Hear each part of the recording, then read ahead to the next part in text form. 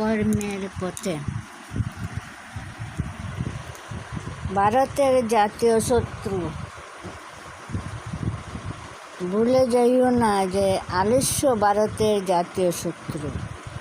উদ্যম রহিতই ভারতের উন্নতিকল্প লালায়িত সমূহ ছেদক নির্মম কুঠার। জীবনের মূল্য আদর্শের চরণে যদি উৎসর্গকৃত না হইল, তবে সে জীবনের মূল্য কি?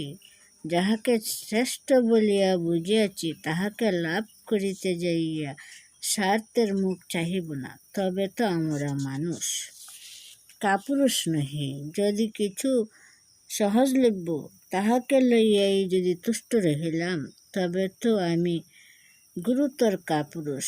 দুঃখ আছে বলিয়াই আমি সত্যকে চাই, লাঞ্ছনা আছে বলিয়াই আমি সিদ্ধিকে চাই।